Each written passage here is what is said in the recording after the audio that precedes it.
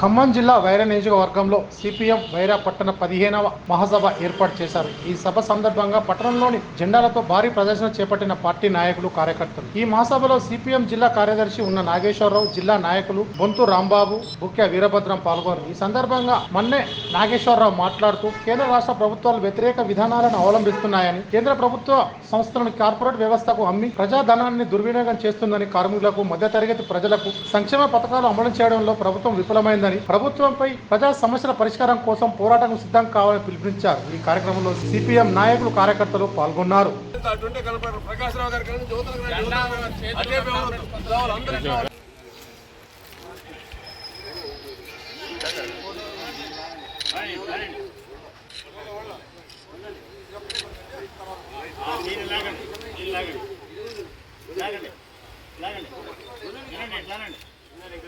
ముందు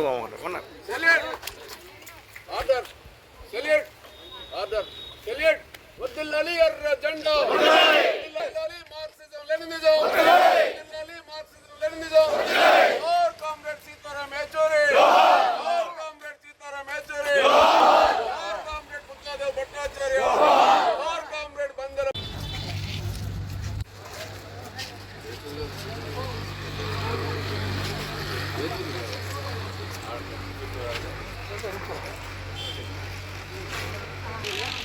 జోహార్ అమరవీరులకు సాధిస్తాం అమరవీరుల ఆశయాలను సాధిస్తాం అమరవీరుల ఆశయాలను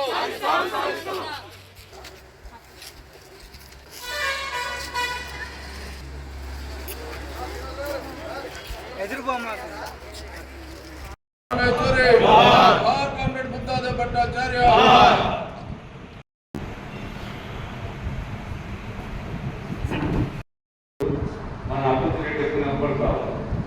దేశంలో సంపద కూడా బాగానే దొరుకుతాం. కానీ మరొక వైపున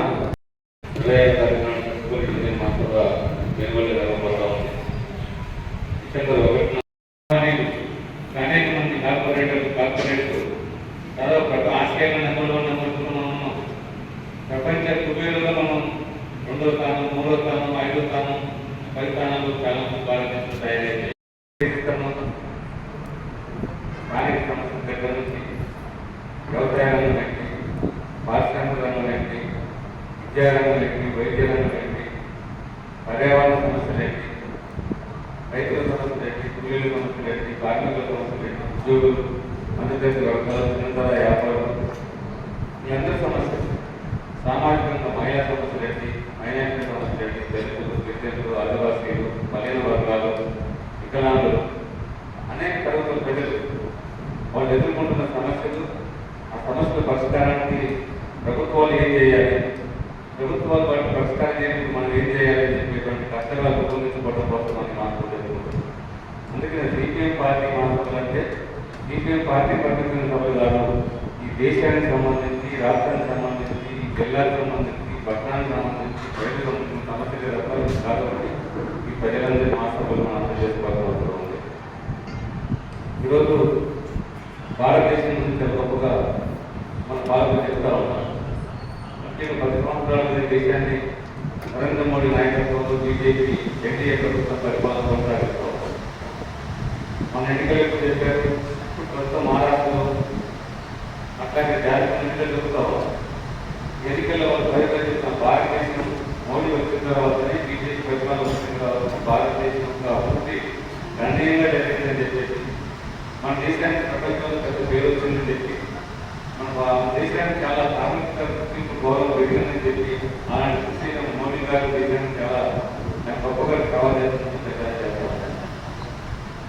మన ఆర్థిక వ్యవస్థ కూడా బాగా పెరుగుతుంది. అమెరికా కంటే, చైనా కంటే బాగా అభివృద్ధి అయిన దేశాల కంటే కూడా భారతదేశం